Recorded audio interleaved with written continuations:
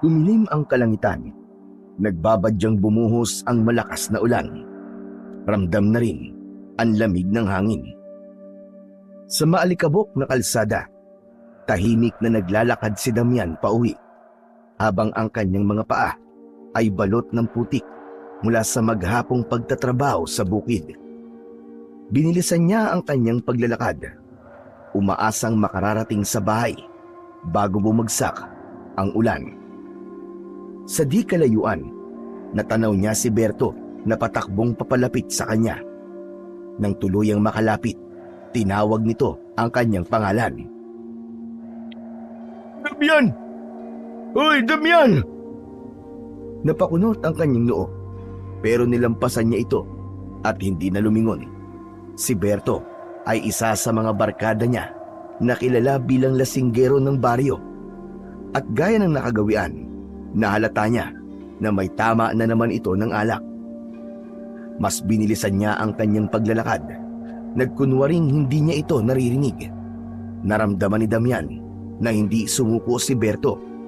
Kahit paika-ika ang hakbang at medyo pasuray-suray, ay sinundan pa rin siya. Damian!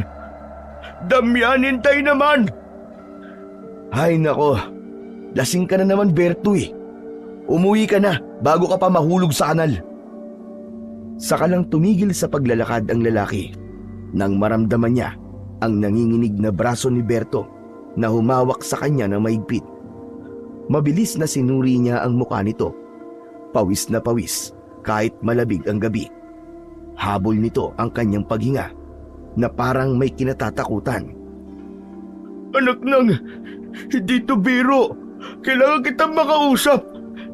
Makinig ka, Damian. Ano ba yun? Ano bang kailangan mo? Si Elisa, tol. Si Elisa. Biglang napatitig ang binata sa kanyang kaibigan. Nakaramdam siya kagad ng matinding kaba nang marinig ang pangalan ng kanyang kapatid. Mabilis niyang hinawakan ang kwelyo ng lasenggo at inilapit ito sa kanyang muka. Bakit, Berto? Ano nangyari sa kapatid ko? Kanina lang, may nakahintong sasakyan dito eh. Nandumaan ako. Nakita ko ang 4 na sakay nito. Tapos may babae sa loob na umiiyak. Nakilala ko yung babae. Damian, si Elisa yun. Ano? Sigurado ka ba dyan sa sinasabi mo? Sigurado ako, tol. Narinig ko pa nga na sumisigaw siya. Tinatawag niya ang pangalan mo. Sumikip ang dibdib ni Damian. Mula pagkabata, si Elisa lang ang meron siya. Matapos patayin ng mga aswang ang kanilang mga magulang, si Elisa na lang ang natira sa kanyang pamilya. Hindi niya kailanman hinayaan na may manakit sa kapatid niya mula nang umalis sila sa baryo na yon. Namuhay sila ng tahimik sa loob ng ilang taon, kaya halos hindi siya makapaniwala na mangyayari ang ganitong insidente. Agad niyang kinwelyuhan ang lasing na lalaki at tinitigan ito ng masama. Alam mo ba, Berto, kung saan sila nagpunta? Sandali! Bitiwan mo muna ako! Hindi na ako makaigi! Narinig ko kanina, may binanggit na lugar yung isa sa mga sakay ng kotse. San Roque! Oo! Tama-tama! San Roque nga! Parang tumigil ang oras ni Damian nang marinig ang pangalan ng lugar. Ito ay isang lugar na matagal na niyang iniiwasan at matagal na ring kinalimutan. Alam ni Damian kung anong klase ng mga nilalang ang naroroon. Hindi ng mga tao, sila ang mga aswang na pumatay sa kanyang pamilya. Ang mga malulupit na nilalang na umagaw sa lupain ng mga dating taga San Roque. Bakit naman kinuha nila si Elisa? Anong gagawin nila sa lugar na yon? Anong kailangan nila? Hindi ko alam, Damian. Pinaharurot na nila yung sasakyan eh. Hindi ko na nahabol. Hayop sila. Kailangan kong iligtas ang kapatid ko. Susundan ko siya doon. Wag! Wag, pare. Kung pupuntahan mo sila, sigurado ako, baka di ka na makabalik ng buhay. Alam naman natin kung anong klase ng mga halimaw nakatira doon, di ba? Wala akong pakialam, Berto. Kailangan ko mailigtas ang kapatid ko. Ano? Hindi ka ba natatakot na sumugod sa baryong yun? Sigurado ka ba, Damian? Sigurado ko. Hindi ko kayang pabayaan ang nag-iisa kong kapatid. Damian! Damian, wag mong gawin to! Hindi mo sila kaya! Ngumiti si Damian, isang matalim at malamig na ngiti. Dahan-dahan niyang hinila pababa ang kwelyo ng suot niyang lumang sweater at hinaplos ang dalang itak na nakasabit sa kanyang bewang. Ang bakal ay malamig sa kanyang kamay, pero ang dugo niya ay kumukulo sa galit. Ako ang hindi nila kaya. Matitikman nila ang hinahanap nila. Kagad siyang tumalikod at naglakbay palayo kay Berto. Hindi na siya nag-aksaya ng oras. Alam niyang wala nang ibang dapat gawin, kundi ang kumilos. Biglang bumuhos ang malakas na ulan. Ang matigas at maalikabok na daan ay unti-unting lumambot at ang lupa ay naging malagkit na putik. Hinubad niya ang kanyang pang-itaas na damit at itinapon sa gilid ng daan. Ang tubig ulan ay dumaloy sa kanyang balat. Nilinis ang madumi niyang balat. Malalakas ang mga kulog at sa bawat pagkislap ng matalim na kidlat, nakikita ang kakisigan ng binata. Ang kanyang muka ay punong-puno ng tapang at galit. Dahan-dahan niyang hinugot ang kanyang itak na ginagamit sa pagsasaka. Mahigpit niya tong hinawakan at itinaas sa ere. Nanahimik ako sa loob ng ilang taon. Mga hayop kayo. Panahon na ng paniningil. Magbabayad kayong lahat. Marahan siyang lumuhod sa putikan at ibinaba ang kanyang dalawang kamay sa lupa. Pagkatapos, dumampot siya ng putik at ipinahid yon sa kanyang buong balat. Sa pamamagitan nun, muling nabuhay sa kanyang katawan ang tanging agimat na naiwan ng kanyang yumaong ama. Naramdaman niya ang malamig at malagkit na pagkapit nito sa kanyang balat. Ang kanyang pandama ay nagbago at ang kanyang katawan, pakiramdam niya, ay mas matibay na kesa sa dati. Ang binatang si Damian, bagamat matikas ang pangangatawan, ay matagal nang bulag sa kanyang kaliwang mata. Ngunit ng gabing yon, nang mabalot siya ng putik, biglang luminaw ang kanyang paningin. Nakikita niya ang paligid kahit sa gitna ng dilim. Mas malinaw pa kesa sa liwanag ng araw. Higit pa roon, may kakayahan siyang makita ang mga bagay na hindi nakikita ng pangkaraniwang tao. Kahit ilang metro ang layo ng isang tao o nilalang, ramdam at nakikita niya ang presensya nito. Kahit pa natatakpan ito ng dingding, kahoy, semento o anumang panangga, tumatagos ang kanyang paningin. Samantala, napanganga at bahagyang napaatras naman si Berto sa kanyang nakita. Ang kaibigang kanina lamang ay isang normal na tao, ay naging tila isang nabubuhay na nilalang mula sa alamat. Ang putik ay kumapit sa kanyang balat. Bumalot sa kanya mula ulo hanggang paa. Pero sa halip na malambot at madulas, ang putik ay tumigas. Parang isang matibay na baluti na hindi matitinag ng kahit na anong sandata. Ito na nga ba sinasabi ko eh? Ang taong putik! Nagbalik na! Muling naglaro sa isipan ni Berto ang mga kwento nung bata pa siya. Ang alamat ng isang mandirigmang antingero na ang katawan ay balot ng putik kapag pumapatay ng mga halimaw. Hindi niya akalaing totoo pala ang lahat ng yon. Totoo pala siya. Meron talagang taong putik. At higit pa ron, kaibigan ko pa. Grabe, ang astig doon ah. Hoy, Damian! Sandali! Hintayin mo ako! Hindi sumagot si Damian. Tahimik itong nagpatuloy sa paglalakad. Hindi na lumingon kay Berto. Determinado na siyang gamitin ang kanyang kapangyarihan. Bagamat hindi pa siya nakikipaglaban kahit kailan, Alam niyang darating ang araw na yon na kakailanganin niyang gamitin ang kanyang lakas at bertud na iniwan sa kanya ng kanyang lahi. Hindi pa niya ito nagagamit sa tunay na laban, pero ngayon, wala na siyang ibang pagpipilian, wala nang atrasan. Haharapin na niya ang kapalarang matagal nang nagpapakita sa kanyang mga panaginip. Hoy! Damian, saan ka pupunta? Hintayin mo ako! Damian! Susunduin ko ang kapatid ko. Matapos ang mga salitang yon, isang malakas na dagundong ng kulog ang umalingaw-ngaw sa langit. Sinundan ito ng mas matinding pagbuhos ng ulan. Unti-unting nilamon ng dilim ang anyo ni Damian habang papunta sa pugad ng mga aswang. At sa gabing yon, muling nabuhay nga ang taong putik, ang nilalang na minsang kinatakutan ng mga aswang sa baryo ng San Roque.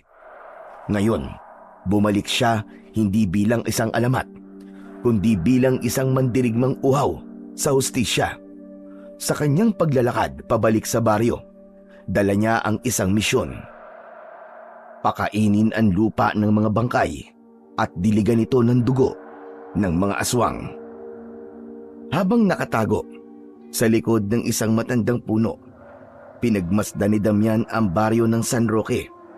Ang lugar na ito ay tila isang patay na bayan.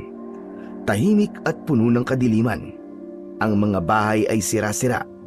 Ang karamihan ay natatakpan ng lumot at baging na parang matagal nang inabandona. Ngunit alam niyang hindi ito isang ordinaryong baryo. Sa likod ng katahimikan nito, may mga matang nagmamasid, may mga nilalang na nagtatago sa dilim, gutom at uhaw sa dugo. Hinayaan niyang gumana ang kanyang bertud ng putik. Ang malamig na lupa na bumalot sa kanyang katawan ay nagbigay sa kanya ng hindi pangkaraniwang pandama.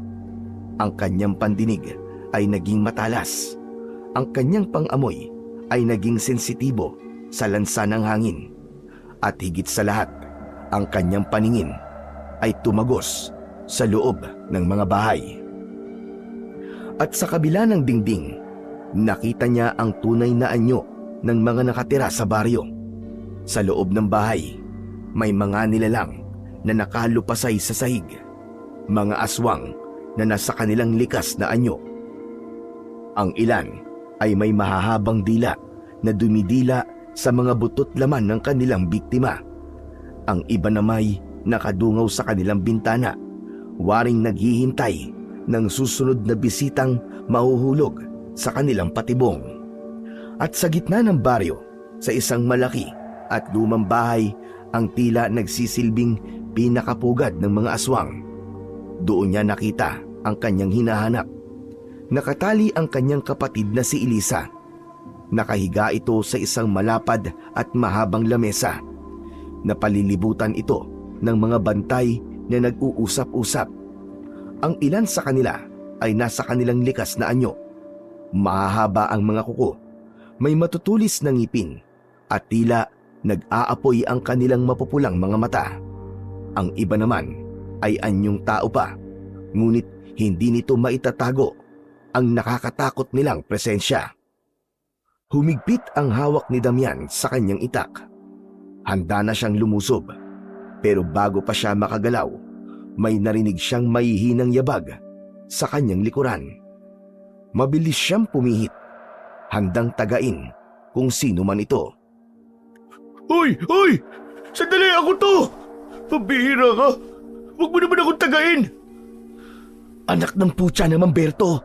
Anong ginagawa mo rito? Ano pa? Hindi tutulong!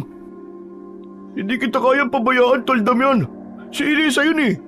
Tsaka, hindi ko pwedeng hayaang pumatay at kumain ng tao mga hayop na yan habang buhay ako. Napakunot ang noo ni Damian sa sinabing yun ng kanyang kaibigan. Wala siyang maisip na dahilan kung bakit gusto nitong tulungan siya. Hindi na rin kasi sila masyadong nagkakasama at nagtuturingang magkaibigan dahil sa isang hindi pagkakaunawaan. Pambihira ka, oo. Sana hindi ka nalang sumunod dito. Hindi naman kita kailangan eh. Baka makasira ka lang sa misyon ko eh. Grabe ka naman magsalita. Alam mo bang iniwag ko yung alak doon para lang sumama rito?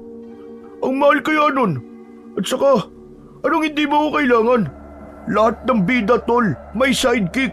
At alam mo kung sino sidekick mo? Walang iba, kundi ako, tol. Ang yabang mo rin eh, no? Ano bang kaya mong gawin bukod sa paglaklak ng alak? Bakit?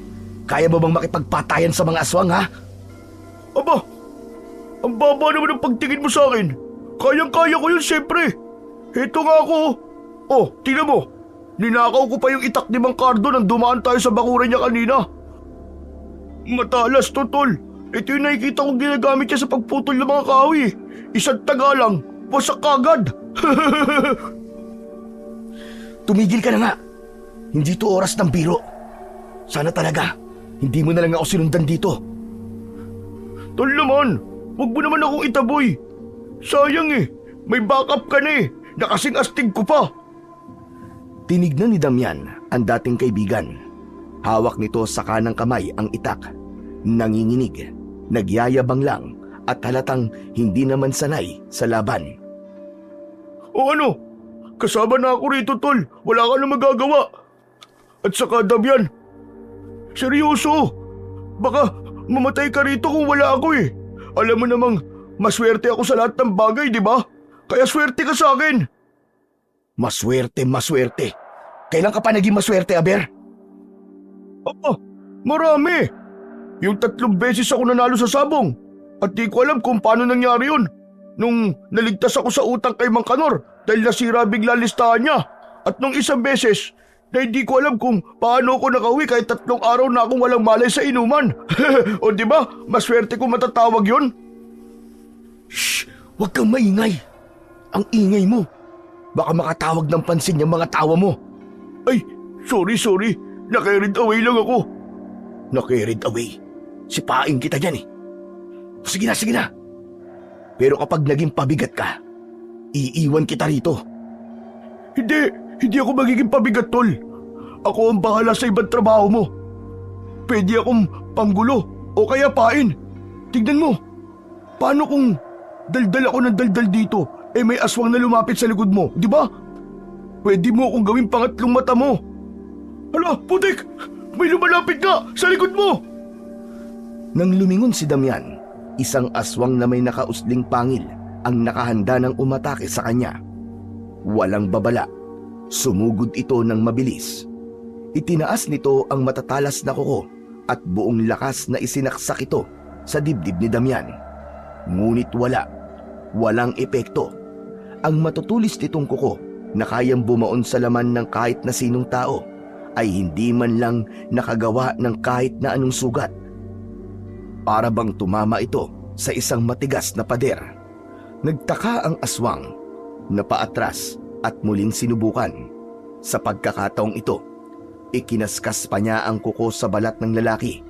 Pilit na ginagasgas ito para punitin, pero wala talagang epekto.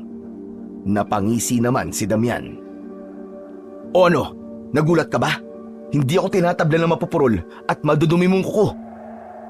Sa isang iglap, iwinasiwas niya ang kanyang itak.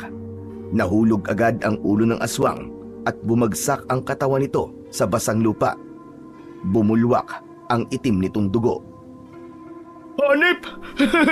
Ang galing mo talaga! Nakakabilib talaga ang kapangyarihan ng taong putik! Akalain mo yun! Parang makapal na goma yung balat mo! Tumatalbog lang at hindi bumabaon ng kuko ng aswang sa'yo!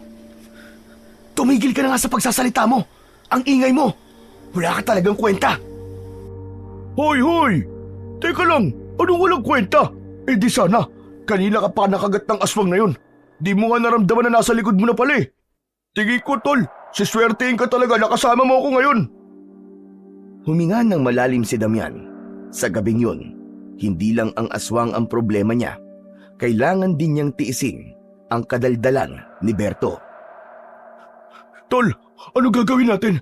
Saan natin hahanapin si Elisa dito? Alam ko na kung nasan siya, Berto. Pero pinalilibutan siya ng napakaraming aswang. Hindi tayo pwedeng magpadalos-dalos dahil baka mapahamak ang kapatid ko.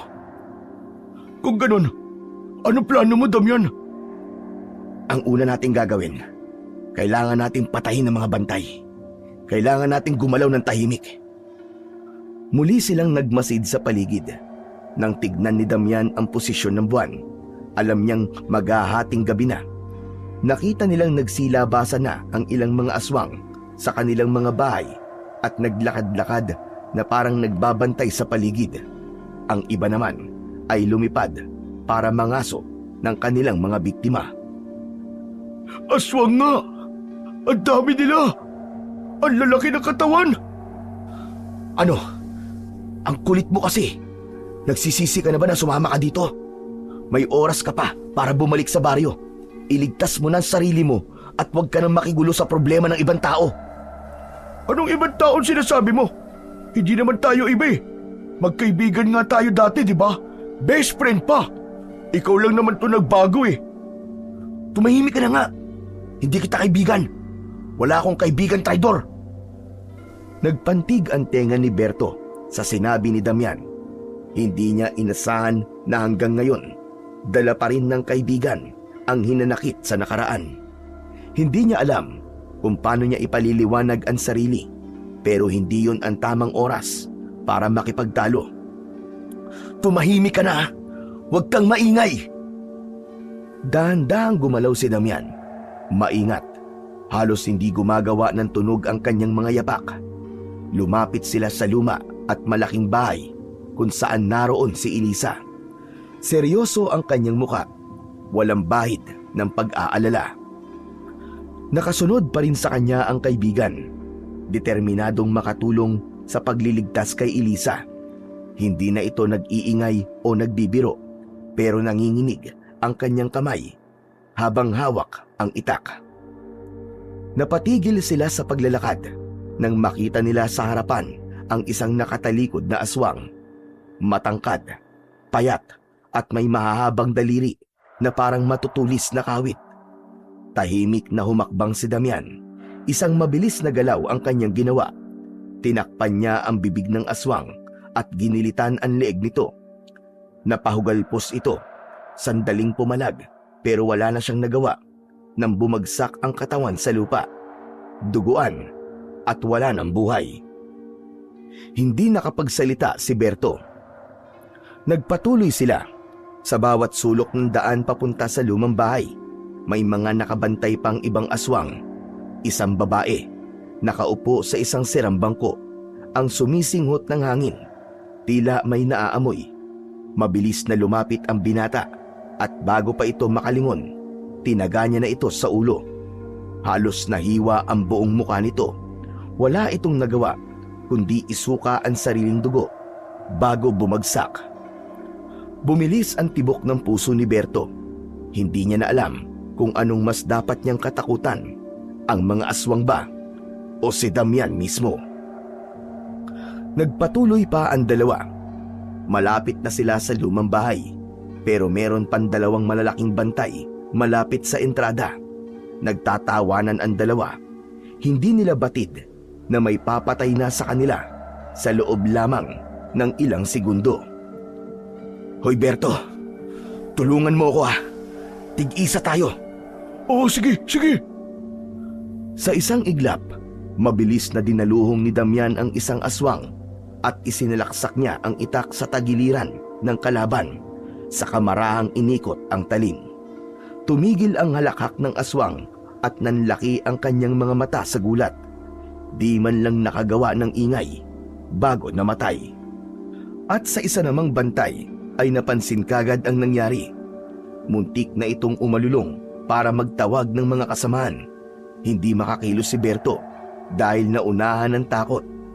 Natulala lang ito sa harap ng aswang. Mabuti na lang at mabilis na nakabuelta si Damian mula sa likod. At sa isang mabilis na galaw, pinugutan niya ito ng ulo. Napahawak si Berto sa bibig. Nagkalat na ang katawan ng mga halimaw sa paligid. Lahat ng ito, pinatay ng tahimik. Walang sigaw, walang ingay, walang bakas na maaring makatawag ng pansin sa iba pang aswang na naroroon. Ngunit si Berto, Ibang usapan. Hirap na siyang huminga. Pinagpapawisan na siya ng malamig. Nakakatakot ka, Damian. Ang bilis mong pumatay. Ang dami na nila. Diyos ko po, parang mas halimaw ka pa kaysa sa kanila eh. Hindi kumibo si Damian. Sa halip, lumapit siya kay Berto at walang sabi-sabing kinuha ang hawak nitong itak. Wala ka talagang silbi kung ganyan ka. Manatili ka na lang sa likod ko. At kahit na anong mangyari, huwag kang aalis sa tabi ko ha. Naiintindihan mo? Napakagat ng labi si Berto. Hindi siya nakasagot sa sinabi ni Damian. Humanda ka. Kailangan mailigtas natin si Elisa. Nasa loob siya ng bahay na to. Nakatali at binabantayan ng halos 20 aswang. Ano ka mo? 20? Ako na ang bahala sa kanila. Basta ikaw, mag-focus ka lang kay Elisa. Naiintindihan mo? Teka lang, Damian. Sigurado ka ba dyan? 20 talaga? Hindi 2? Wala tayong ibang pagpipilian, kundi gawin natin to ngayon. Baka bukas, huli na ang lahat. Pwede namang mag-isip pa tayo ng ibang paraan, di ba? Baka naman may mas madali. Anak ng teteng, oo. Wala nang mas madali. Kung may paraan kang alam, sabihin mo. Kung wala, sumunod ka na lang. Sige. Pero anong gagawin ko kung may biglang umatake sa akin? Oh, heto. May maliit akong kutsilyo dito. Gamitin mo. Ako lang muna ang gagamit ng itak na dala mo. Mas marami mapapatay ang kamay ko kapag 2 sandata ang hawak ko. Ano? Seryoso to? Anong gagawin ko sa maliit na kutsilyo? Panghiwalan to ng sibuyas eh. Hindi naman ako gagawa ng pulutan eh. Hindi ko naman ibibigay yan para panlaban. Gamitin mo yan para putulin ang tali ni Elisa. Mas mahalaga yun. Putya, sige na nga. Pero galingan mo ha. Ayoko pang mamatay. Ayoko rin maging midnight snack ng mga aswang. Hindi mangyayari yun. Akong bahala sa'yo. Alam mo may isa akong salita. Ikaw lang naman ang walang palabra de honor eh. Grabe ka talaga sa akin ha. Naisingit mo pa talaga yun. Tumakas na lang kaya ako at iwan ka dito. Subukan mo lang, Berto. Subukan mong tumakas. At personal kitang babalikan. Ikaw naman di ka na mabiro eh. Alam mo naman na mahilig ako magbiro, di ba? Oh. O sige. Nasa ba mga kalaban? Banatan na natin. Banatan na natin. Ikaw talaga puro kakalokohan eh. Dali mo, sumunod ka sa akin. Okay. Walang ingay. Hindi tayo dapat na pumalpak. Kapag naramdaman mo may kakaiba, huwag kang sisigaw. Naiintindihan mo? Oo na nga, sige na. Bahala na. Tahimik na lumapit ang dalawa. Nasa loob ng bahay si Elisa at ito ang kanilang pakay. Kahit madilim, kitang-kita niya ang nangyayari sa kapaligiran. Walang aswang na nakapaligid, maliban sa mga aswang na nasa loob. Ang kanyang kaliwang mata parang kumikislap dahil sa kapangyarihan ng bertud. Dahan-dahan siyang umakyat sa balkonahe. Sinenyasan si Berto na manatiling tahimik. Nang marating nila ang pintuan, agad na tinangka ni Damian na buksan ang pinto. Ngunit sa oras na lumapat ang kanyang kamay sa kahoy na pinto, parang nagliyab ang kanyang palad. Napaatras siya, napangiwi sa sakit habang hawak ang nasunog na kamay. Ano tong pinto na to? Bakit ang init? Bakit tol? Ano nangyari? Mabilis na tinignan ni Berto ang kamay ni Damian. May pulang marka ito na parang napaso sa apoy. Napansin nilang may kakaibang ukit ang kahoy, mga simbolo at palatandaang hindi pangkaraniwan. Ako tol, ako! Susubukan ko! Baka kaya ko! Matapang na hinawakan ni Berto ang doorknob. Pinuwersa niya itong buksan gamit ang 2 kamay. Buong lakas niyang hinatak, pero wala, ni hindi man lang gumalaw ang pinto. Pambihira! Anong klase pinto to? Hindi ko rin mabuksan! Nagtama ang tingin nilang dalawa. Alam nilang hindi ito ordinaryong pinto. Napaatras sila pareho na hindi makapaniwala sa nangyari. may kung anong puwersang humahadlang sa kanila. Ang mga ukit sa kahoy ay nakita ni Damian na parang may sariling buhay at gumagalaw. May proteksyon to. Hindi to basta-basta pinto lang. Ano? Proteksyon? Yung tipong may sumpa? Hindi sumagot si Damian, pero alam niyang tama si Berto. Ang pinto ay may mahika. Proteksyon ng mga aswang. Tahimik nilang pinagmasdan ang paligid. Alam nilang hindi na sila maaaring magtagal doon. Kapag nagtagal pa sila, siguradong may makakapansin na sa kanila. Hindi natin to mabubuksan sa normal na paraan, tol. Anong gagawin natin? Maghihintay na lang hanggang bumukas siya ng kusa? Hindi. Pero kailangan umatras muna tayo. Hindi natin pwedeng pilitin to ngayon. Pero di ba, nasa loob niya si Elisa? Mas lalo siya mapapahamak kung pipilitin natin. Napatingin si Berto kay Damian. Hindi ito sanay makitang umaatras sa laban. Pero alam niyang tama ang kaibigan niya. Kung ipipilit nilang buksan ang pinto ngayon, baka mapahamak silang lahat. Lalong-lalo na si Elisa. Napansin ni Damian ang paggalaw ng anino sa loob ng bahay. May naalerto. Bilis! Umatras na tayo! Umatras sila at nagkubli sa mga puno upang hindi mapansin ng mga aswang. Tinuntun nila ang daang papunta sa malapit na bundok. Pagkarating sa tuktok, saglit silang huminto upang huminga ng malalim. Mula roon, tanaw nila ang buong baryo ng San Roque. Ang mga ilaw sa ilang bahay ay parang mumunting alitaptap sa dilim ng gabi. Ngunit alam nilang sa kabila ng payapang tanawin yon, meron itong ikinukubling lagim. Ang itaas ng bundok ay may malawak na lupang natatakpan ng damo at ilang naglalakihang puno. Doon sila nagkampo. Itinayo ang isang pansamantalang silungan gamit ang ilang sanga at dahon. Kahit paano ay nagbigay ito ng proteksyon laban sa lamig ng gabi. Habang nakaupo si Berto sa isang bato, hindi niya maiwasang manginig, hindi lang sa lamig, kundi sa kaba. Samantalang si Damian, nagsimula siyang magplano at sinimulang pag-aralan ang baryo. Kung paano nila ito mapapasok ng hindi namamalayan at kung paano nila ililigtas si Elisa bago pa mahuli ang lahat. Habang nakaupo sa lupa, pinagmasdan ni Damian ang baryo. Hawak niya ang isang maliit na bato at nilalaro ito sa kanyang palad. Damian, anong binabalak mo? Parang ang lalim yata ng iniisip mo ah. Kailangan nating malaman ang galaw ng mga aswang. Kailan sila nagpapahinga? Ilang bantay ang meron sa bahay na yon? At higit sa lahat, kailan nila balak isagawa ang ritual? Teka. Ritual? Ano sinasabi mo, Damian? Bago tayo umalis kanina, may narinig akong usapan.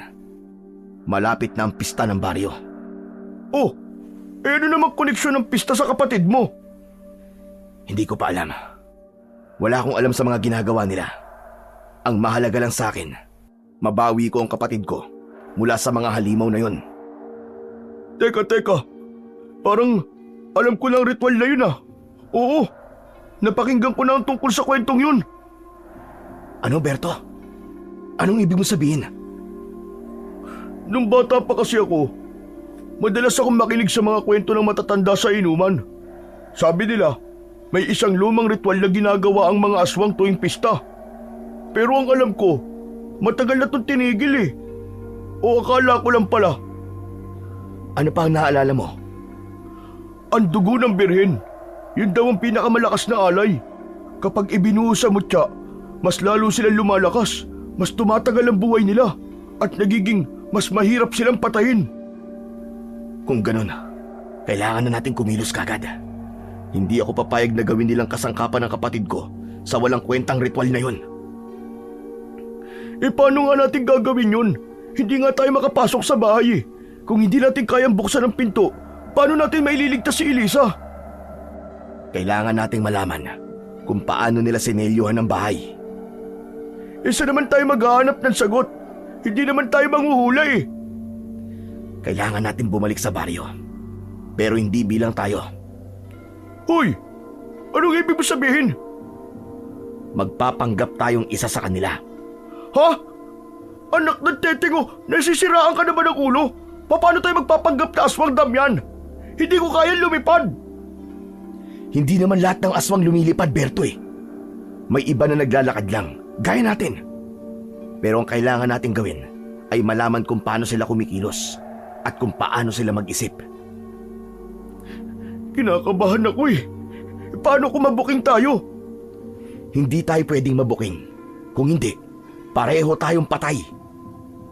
Abay, dali mo magsalita. Ano ba plano mo? Maghihintay tayo ng aswang na nag-iisa tapos... Oo, tama ka. Kukuha tayo ng kasuotan mula sa isang aswang.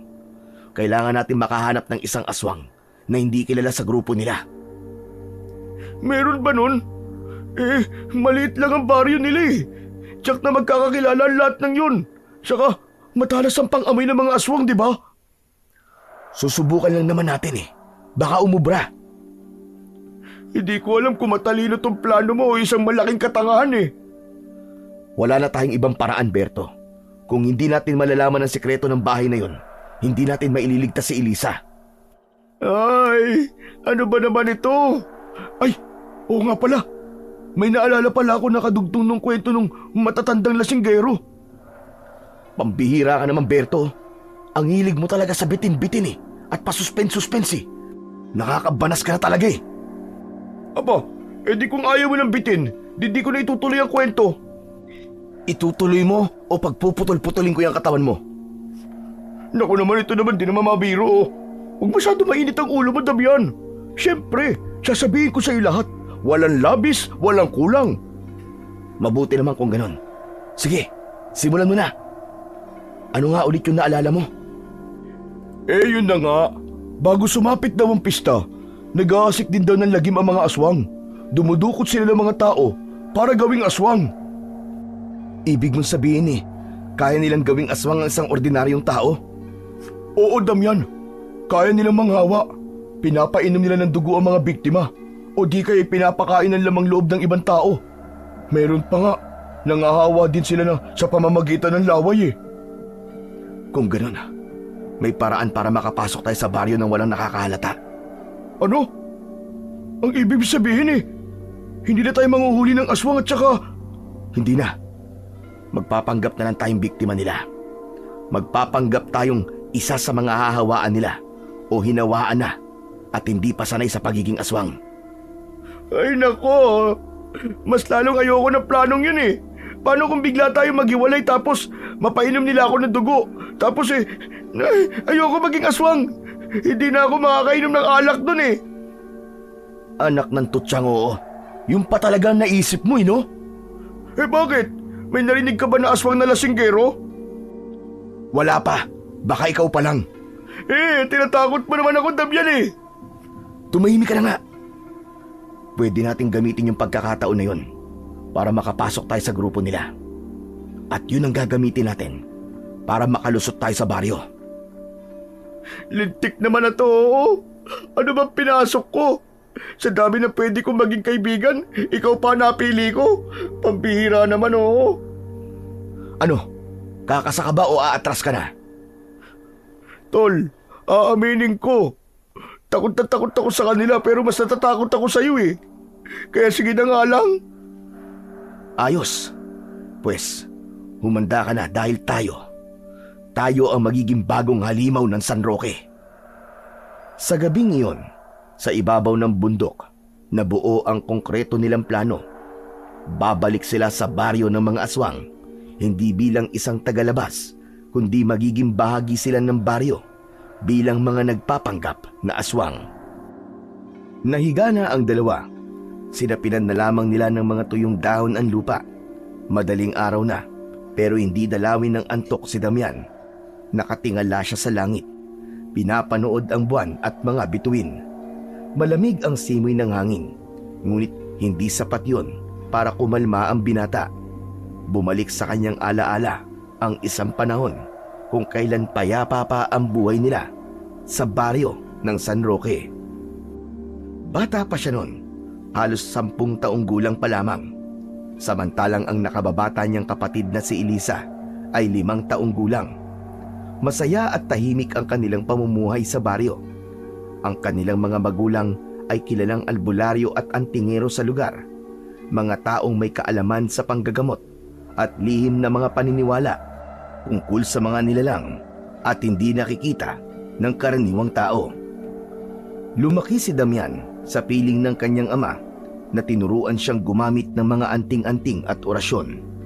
Kahit bata pa siya noon, natuto siyang gumamit ng dahon at ugat ng iba't ibang halamang gamot para sa pagpapagaling ng mga may sakit. Itinuro sa kanya kung paano basahin ang langit, kung paano makiramdam sa paligid, at kung paano ipagtanggol ang sarili gamit ang mga sagradong kasangkapan.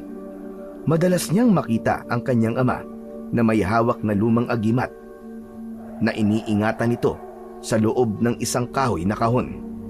Tapos may iba pang bagay na naroroon pero hindi niya batid kung ano. Sabi ng kanyang ama, ang mga bagay na iyon ang kanilang proteksyon kung sakali man na may masamang nilalang na maligaw sa kanilang baryo.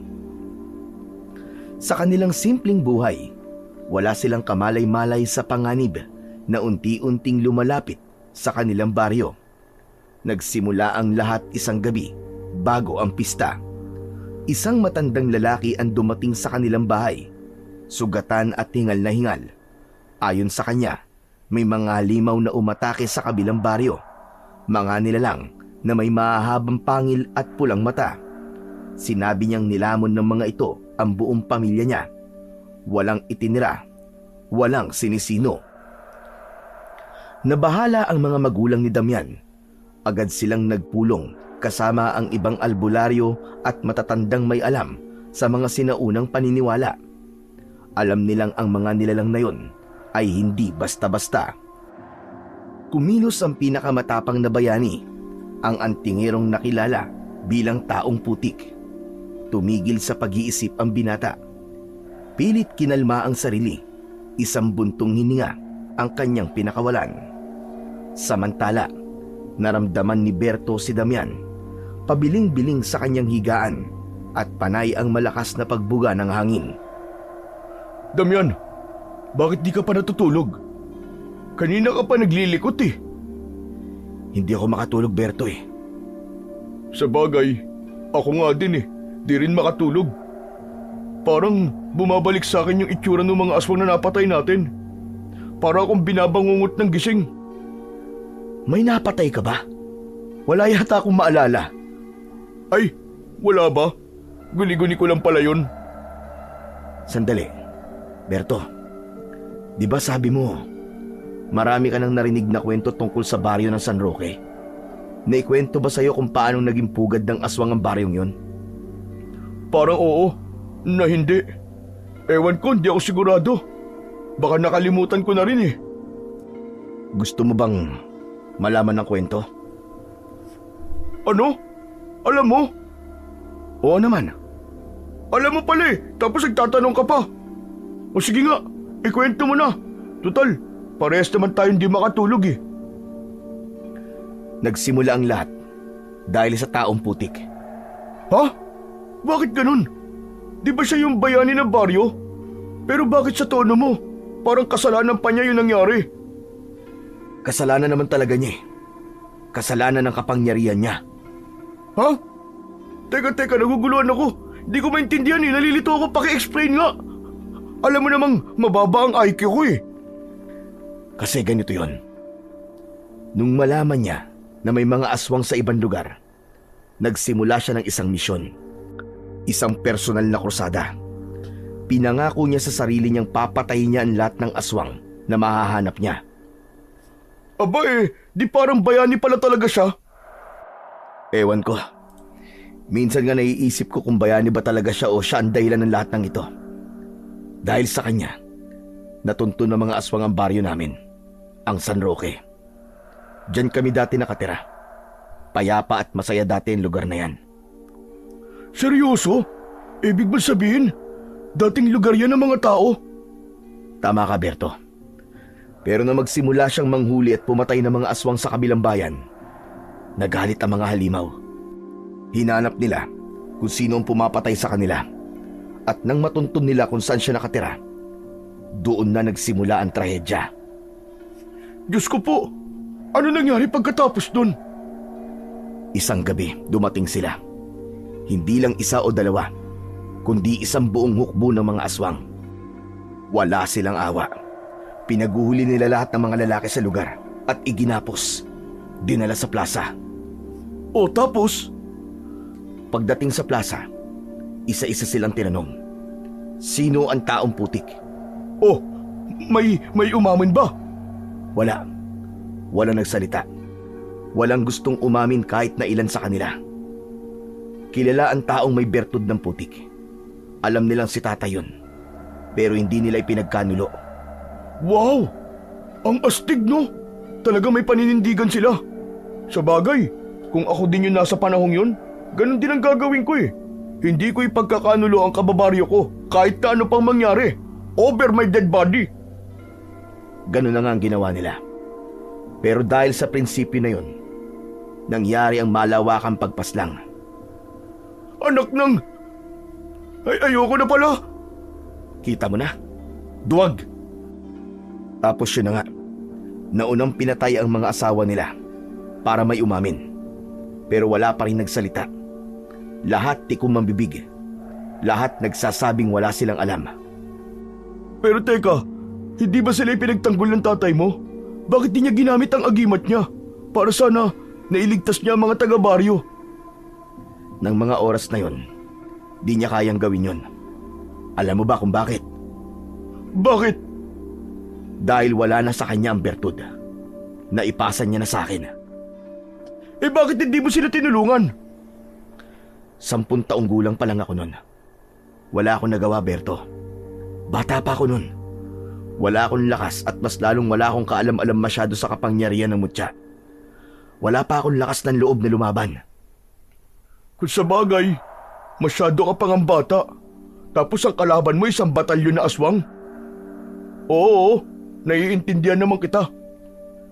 Kinuha nila ang nanay ko. Pilit na pinaamin si tatay.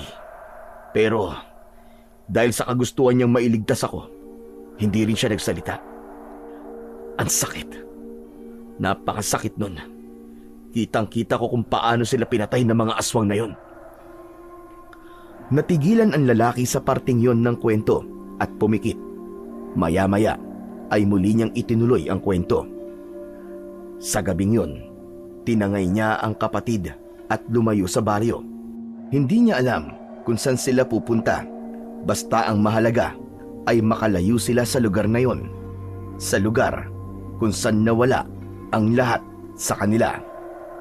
Habang naglalakad sa gitna ng kagubatan, sinumpa ni Damian sa kanyang sarili na babalikan niya ang mga halimaw na pumatay sa kanyang pamilya. Hahanap siya ng paraan upang maghiganti. At ngayon, maraming taon na ang lumipas. Narito na siya, bumalik sa San Roque. Ngunit hindi lang paghiganti ang nasa isip niya ngayon. Ang buhay ng kanyang kapatid ang nakataya. At sa pagkakataong ito, hindi siya papayag na may mahal siyang mawawala uli. Magbabayad silang lahat, Berto. Magbabayad ang mga halimaw na yon. Grabe, tol. Ang bigat ng kwento mo. Kung ako lang yun, baka di ko kayanin. Baka nung oras pa lang na yun namatay na ako. Kaya bilib na bilib ako sa iyo Napakatapang mo. Nagawa niyong mabuhay at makaligtas sa panganib. Hindi ko rin alam kung paano ko nagawa yon. Basta ang nasa isip ko lang nun, kailangan kong protektahan si Elisa. Lumayo kami. Nagpalipat-lipat ng tirahan hanggang sa napadpad kami sa baryo nyo at nakatagpo ng isang mabait na matanda na siyang nag-ampon sa amin. Minsan ba, tol, naisip mo na babalik ka sa impyernong lugar na to kung saan nagsimula ang lahat? Kung ako lang, ayoko na talaga. Pero wala akong mapagpipilian Kailangan ko mabawi si Elisa at sa pagkakataong to, hindi na ako tulad ng dati. Meron na akong laban. Mas malakas na ako at mas matapang. Pero di ba, isang baryo ng aswang pa rin to? Kaya ba talaga natin sila, tol? Hindi. Kung magpapadalos-dalos tayo, hindi natin kakayanin. Yung estratehiyang naisip natin, kapag nagawa natin ang maayos yun, alam ko na magtatagumpay tayo. Ay naku, sana nga. Siya nga pala, Damian. May gusto kong sabihin sa'yo. Ano yun, Berto? Ang totoo niyan gusto kong humingi ng tawad sa nagawa ko nun sa'yo. Yan ba ang dahilan kung bakit sumama ka sa akin? Gusto mo makabawi? Hindi naman sa ganun, tol. Kumbaga ito na lang yung nakikita kong paraan para magkaayos tayo kahit papano . Hindi na tayo magkakaayos. Nakikipag-usap lang naman ako sa iyo ngayon para kay Elisa. Yun lang yun. Dahil tulad ng sinabi ko noon, walang kapatawaran ang ginawa mo sa akin. Talaga? Grabe ka naman, ang tigas pala talaga ng puso mo. Kasing tigas na mga putik dyan sa katawan mo. Try mo kaya maligo, baka sakaling lumambot ang mga yan. Tumigil ka, Berto, hindi to biruan. Yung perang kinuha mo sa akin noon, para yun sa kinabukasan ni Elisa. Para sa pag-aaral niya. Para magkaroon siya ng maayos na buhay. Pero dahil sa kasakiman mo, nasira ang lahat. Nawalan siya ng pagkakataong makapagtapos. Makahanap ng disenteng trabaho at mabuhay ng normal. At nasan siya ngayon? Nakatali sa baryo. Hinihintay ang oras ng pag-aalay ng mga aswang. Damian, ikaw naman patawarin mo na ako. Hindi ko naman talaga sinasadya yun . Anong hindi mo sadya? Alam mo kung gaano kahalaga yun para sa amin. Pero anong ginawa mo? Niloko mo ko. Tinuring kitang kaibigan pero ano? Tinraidor mo ko para sa sarili mong kapakanan. Damian, tol. Nagsisisi na talaga ako. Kung pwede ko lang ibalik ang panahon, hindi ko na gagawin yun . Maniwala ka. Pero huli na ang lahat, Berto. Hindi na natin maibabalik ang nakaraan. Ang tanong, paano mo to babayaran ngayon? Kahit ano, Damian, babawi ako. Kung gusto mo, itataya ko ang buhay ko para mailigtas lang si Elisa . Mas mabuti pang ang gawin mo yun. Dahil kung may mangyayari sa kanya, ikaw mismo ang uunahin kong ilibing sa lupa. Pagkasabi nun ay tumahimik na si Damian. Samantalang si Berto naman ay nagbago ng posisyon. Tumalikod ito sa lalaki. Alam niyang may katwiran si Damian. Alam niyang kasalanan niya ang pagkawala ng perang dapat sanay magbibigay ng magandang kinabukasan kay Elisa. Matalik silang magkaibigan nun. Magkapatid na halos ang turingan nila.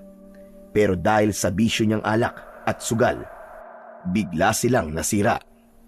Nang kailangan niya ng pera, ang pinakamasakit niyang ginawa ay nakawan si Damian. Ninakaw nito ang perang pinagbentahan galing sa ipinamanang lupa ng matandang nag-ampon sa magkapatid. Isang pamana na sana'y magiging daan para mabigyan si Elisa ng magandang kinabukasan. Pera na gagamitin sana sa kanyang edukasyon para sa pangarap niyang maging isang guro. Ang nanakaw niyang pera ay ginamit lang niya at inubos sa kanyang bisyo. Wala siyang itinira. Sana mapatawad mo rin ako balang araw, Damian. Matulog ka na. Wala na tayong dapat na pag-usapan tungkol dyan. Bumuntong hininga si Damian at muling tumitig sa langit. May ilang oras pa bago sumikat ang araw. Sa wakas, bumigat ang talukap ng kanyang mga mata hanggang sa hindi niya na namalayan na nakatulog na siya. Kinabukasan, maghapong nagmatsyag si Damian mula sa mataas na bahagi ng bundok. Hindi pa rin nawawala sa kanyang katawan ang baluting putik. Kaya naman kahit malayo, malinaw niyang nakikita ang nangyayari sa ibaba. Isang nakakakilabot na tanawin ang gumulantang sa baryo ng mga aswang. Ang mga yon ay nagkakatipon-tipon sa plaza kung saan ipinaipon ng kanilang pinuno ang mga bangkay ng kanilang mga kasamaan. Lahat ay nagtatanong kung ano ang nangyari, kung bakit nagkaroon ng patayan nang hindi nila nalalaman. Nagkaroon ng bulungan ng takot at pag-aalala ang iba sa sarili nilang kaligtasan. Maya-maya ay lumabas ang kanilang pinuno, si Don Fausto. Napapailing ito habang tinitignan ang itsura nila. Pugot ang ulo, maraming mga saksak at taga. Warak ang katawan na halos hindi na makilala. Si Don Fausto ang pinuno ng mga aswang, isang matanda pero matangkad at may matikas na pangangatawan. Matigas ang kanyang ekspresyon. Galit na galit siya sa nangyari. Hindi siya makapaniwalang may kayang gawin yon sa kanyang mga tauhan. Sinong walang hiyang may gawa nito? Walang sumagot sa mga tauhan niya. Ang mga taga-baryo ay yumuko. Takot na baka sila ang pagbuntunan ng galit ng kanilang pinuno. Ang ilan ay kabang-kaba, yung iba naman ay pasimpleng nag-iwas ng tingin. Hindi nila kilala ang may sala. Kung meron man sa inyo nagtatraidor sa akin ngayon, hindi ko to palalampasin. Malalaman ko din yan.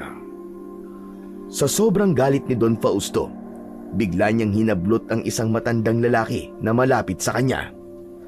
Ikaw, may nakita ka ba? Nagsisisigaw ang matanda at paulit-ulit na sinabing wala siyang alam. Ngunit hindi siya pinakinggan ng pinuno. Sa isang iglap, kinuwelyuhan lang siya ni Don Fausto at saka ibinalibag palayo. Tumama ito sa puno at dumagapak sa lupa, duguan at hindi na gumagalaw. Lalong lumakas ang kaba sa dibdib ng mga taga-baryo.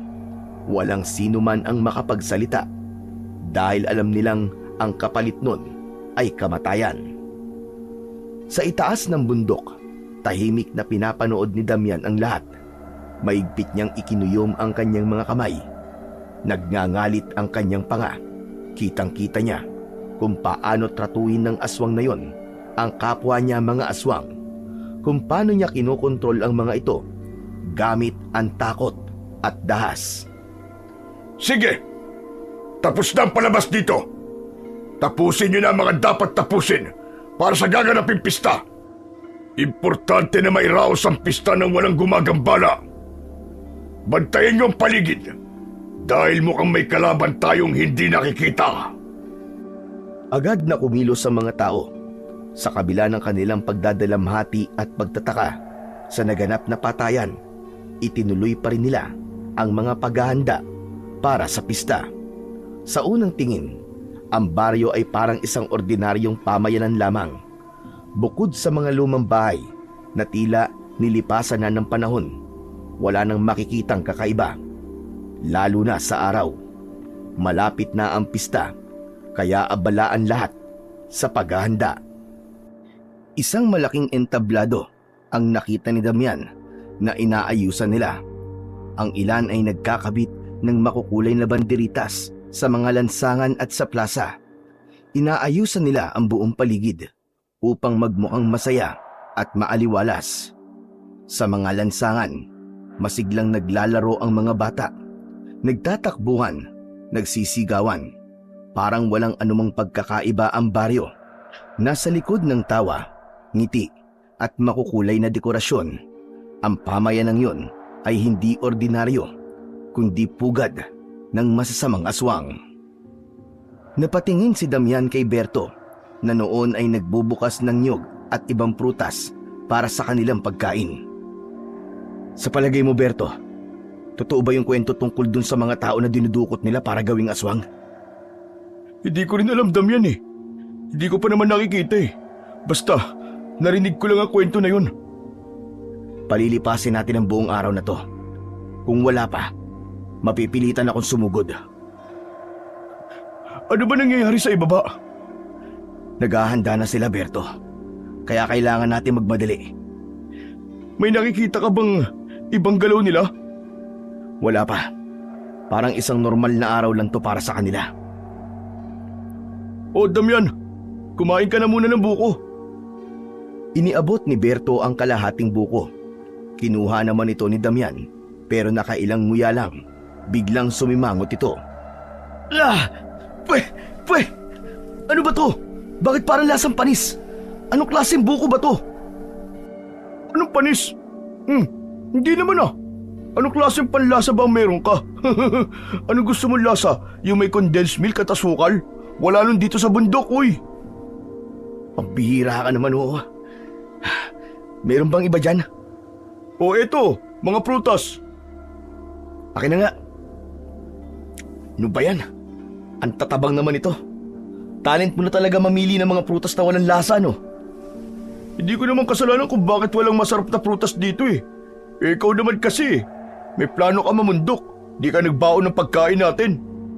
Sa kagustuhan ko mabawi ka agad si Elisa, nakalimutan ko na ang mga bagay na yan. Sarili ko lang at itong itak ang bitbit ko. Hindi ko na naalala na mahalaga din pala ang pagkain at inumin. At paano mo siya mababawi kung gutom ka? Di ka makakapag-isip na maayos. Akalain mo yun? Di ka nga mamamatay sa atake ng aswang, pero mamamatay ka naman dahil sa gutom. Ano bang akala mo? Puro tapang lang ang mahalaga sa laban na to? Hindi ko inaasahang tatagal tayo rito. Akala ko mabilis lang eh. Kahit na. Sana titignan mo din yung posibilidad na ito. Sana naisip mo rin na baka yung makakasagupa mong aswang ay matatalino, malalakas o kaya maabilidad. Natural, tatagal ang laban kapag ganun. O di ba? Matatalino sila. Nilagyan nila ng orasyon ng pinto ng bahay na yon para di natin mapasok. Advance sila mag-isip, tol. Alam ko, may pagkukulang nga ako sa aspetong yon. Ano, gusto mo ba? Bumababo na ako at kumuha ng pagkain natin. Pero wala na tayong oras, Berto. Baka mamaya, magkatotoo yung hinala mo na nagdadala nga sila ng mga tao dito para gawing aswang. Hindi natin magagawa na maayos ang plano. Hayaan mo na. Kaya ko pa naman tiisin ang gutom. Kaya mo pa? Eh ako, di mo ba ako tatanungin kung kaya ko pa? Kanina pa nga nagrereklamo ang bituka ko eh. Gutom na ako pare, nauuhaw tsaka nahihilo na ako. Ikaw, di ka pa ba naaalibadbaran dyan sa putik mo? Huwag mo nga pakialaman to. Kung tatanggalin ko ang putik sa katawan ko, mawawalan ng bisa ang kapangyarihan ng bertud. Normal na tao na lang ako pag nagkataon. Paano ko masusubaybayan ang kilos nila kung di ko sila nakikita? Sa bagay, pero grabe naman yung bertud na yan. Parang hindi komportable. Parang angkate niya na. Tama ka, Berto, Makati nga. Parang kinakagat ako ng isang batalyong pulgas. Sabi ko na eh bakit di mo kayo rin kahit konti lang? Para ka nang nilulumot dyan sa itsura mo eh. Eh kung yung mukha mo kaya ang kayurin ko? Eh wag naman. Pero Damian, seryoso. Mukha ka multo dyan sa itsura mo. Ikaw ang unang magiging multo pag di ka pa tumigil sa kakadaldal mo. Ang hirap naman ng sitwasyon natin. Gutom ka na nga. Ang init pa ng ulo ng kasama mo. Hayaan mo na yung gutom. Kaya mo yan. Kaya kong antiisin eh. Ay nako, buhay naman talaga, oo. Hindi ko naman alam kung sino mas matinding kalaban ko eh. Ang mga aswang o ang sarili kong sikmura. Berto, konting tiis na lang. Pumunta tayo rito para sagipin si Elisa. Sumama-sama ka pa kasi. Oo na, alam ko na yun. Hindi lang talaga ako sanay sa ganito eh. Pero sige, maghahanap na lang ako ng ibang makakain dito habang naghihintay tayo sa galaw nila. Mabuti pa nga. Huwag kang lumayo masyado para matawag kita kagad kung kailangan. Ibinalik ni Damian ang paningin sa ibaba ng baryo. Biglang sumeryoso ang kanyang muka. May lumitaw na grupo ng mga tao. May hawak silang lubid. Hinihila ang ilang nakapila at nakagapos na mga lalaki. Ang karamihan sa kanila ay puno ng sugat at mukhang mahihina. Mas lalong pinatalas ni Damian ang kanyang paningin. Anak ng tutsang, ano to? Tahimik niyang sinuri ang paligid. Ang mga lalaking may hawak ng bihag ay hindi tulad ng mga nasa baryo. Hamak na mas malalaki sila at may matitipuno silang pangangatawan. Parang mga sundalo sa taglay nakakisigan. Mukhang totoo nga yung kinikwento ni Berto tungkol sa mga taong dinadakip nila bago sumapit ang piyesta. Agad siyang gumapang pababa sa kanyang pwesto. Nagtago ng bahagya sa mga damo. Hindi niya alam ang kakayahan ng mga yon. Ayaw niyang mahuli, kaya dapat siyang mag-ingat. Nanginginig siya dahil sa sobrang galit habang pinagmamasdan ang kaawa-awang sitwasyon ng mga bihag. Lahat sila walang lakas para lumaban. Berto! Berto, nasan ka na ba? Dahan-dahan siyang gumapang papalapit sa mas mataas na bahagi upang hanapin si Berto, pero hindi niya to nakita. Anak ng tutyang talaga oh. Ano nangyari sa lalaking yun? Umuwi na yata dahil sa gutom. Pambihira talaga oh. Di talaga maaasahan. Buwisit! Tumayo siya nang makitang nakarating na sa baryo ang sinusubaybayang grupo. Kinuha niya ang 2 itak, pero nagdalawang isip din siya kung itutuloy ang plano o ipagpapaliban muna ito para hanapin ang kanyang kasama. Sa huli, nagdesisyon na siyang tumuloy. Wala na siyang ibang pagpipilian. Kailangan niya ng gumalaw. Humakbang siya, pero biglang natigilan ng may kamay na biglang sumunggab sa kanyang balikat mula sa likod. Nagpumiglas ang lalaki at mabilis na itinutok ang kanyang itak sa kung sino man ang humahawak sa kanya. Ngunit agad siyang natigilan nang makita ang muka ni Berto. Punong-puno ito ng putik, halos hindi na makilala. Berto! Pambihira ka naman, oo. Muntik na kitang mapugutan ng ulo dahil sa ginawa mo eh. Ibinalik niya ang itak sa kanyang tagiliran at huminga ng malalim. Tumawa lang si Berto. Iniangat ang isang piling ng saging. Relax ka lang, tol. O ito, gusto mo? Masarap to. Natikman ko na. Matamis. Saan ka ba galing? Bakit hindi kita makita kanina? Kasi, nahulog ako sa bangin eh. Hindi ko napansin yung malambot na lupa sa gilid ng dinadaanan ko. Bigla na lang gumuho. Ayun, dumiretso ako sa putikan sa baba. Ano?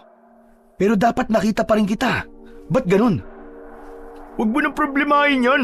Hindi naman ako gano'n nasaktan eh. At totoo niyan, blessing pa kaya yung pagkakalaglag ko. Kasi nakita ko to. Makakakain na tayo, tol. Saging lang? Wala na bang iba? Ang bira kang tao ka oh. Halos ibiwis ko na nga ang buhay ko sa saging na to tapos yan lang ang sasabihin mo. Masarap ba yan? Oo, matamis nga. Ikaw, anong balita sa pagmamatsyag mo? Nakita ko na sila. Dumating na sila sa baryo. Sino? Tama yung kwento mo, Berto. Nakita ko na yung mga biyag nila. Puro lalaki. Mukhang may masama talaga silang balak sa pista. Naku, ibig sabihin, wala na tayong oras. Kailangan na natin kumilos. Dahil alam ko, kapag ganyang may mga biyag na kinabukasan, tol, simula na ang pagdiriwang nila. Bababa na tayo pagdilim. Sa ngayon, pag-isipan na lang muna natin kung paano tayo makakapasok sa lugar ng mga bihag nang walang nakakapansin sa atin. Sige. Pero sa palagay ko, di yan ang dapat nating unahin. Pwede bang kumain na lang muna tayo ng saging bago tayo sumugod? Gutom na ako, hindi ko na talaga kaya. Umupo siya sa isang bato at nagsimulang balatan ang saging. Napapailing naman si Damian pero hinayaan na lang niya si Berto. Pero biglang natawa ang lalaki. Ano? Tawa ka ng tawa dyan, may nakakatawa ba? Ang saya-saya mo ah. Natatawa kasi ako sa itsura mo eh. Anong pakiramdam na maging isang taong putik ha? Sige lang, mang-asar ka pa. Di kita bibigyan ng saging dyan eh. Pagdating ng dapit hapon, bumaba na ang magkaibigan sa bundok. Sinikap nilang di makalikha ng ingay. Habang pababa, nakita nila ang isang ilog na may malinaw na tubig. Teka lang tol, teka lang. Ang ganda ng ilog oh. Pwede bang maligo na muna tayo? Ano akala mo sa ginagawa natin, picnic? Wala na tayong oras dyan, halika na. Hindi pwede, Damian. Hindi mo ako naiintindihan eh. Halika na nga, huwag ka nang makulit. Ang tigas ng ulo mo. Seryoso ako. Kailangan natin maligo. Gusto mo bang makita tayo ng mga tao ron na ganito ang itsura natin para tayo mga bagong ahon sa libingan? Ano naman ngayon? Hindi ba ikaw na rin na nagsabi na hinahanap ng mga aswang ang taong putik? Alam natin dalawa na sumpa sa kanila sino mang makita nilang balot ng putik. Kapag nakita nila tayong ganito, malamang sa malamang, Pagdududahan na agad nila tayo. Baka atakihin pa nila tayo. May punto ka. Nawala sa isip ko ang bagay na yun. Akala ko iboka mo lang. Bakit? Sa tingin mo ba mag-aaksaya ako ng laway kung hindi totoo? Kung gusto mo makapasok nang hindi tayo binabakbakan kaagad, maligo na tayo. Ayoko man, pero mukhang tama ka. Sige na nga, pero bilisan natin ha. Yan ang gusto ko sa'yo, Damian. Marunong kang makinig sa matalino. Mabilis itong tumakbo, papalapit sa ilog at biglang tumalon at nagtampisaw. Para itong batang naglalaro sa tubig.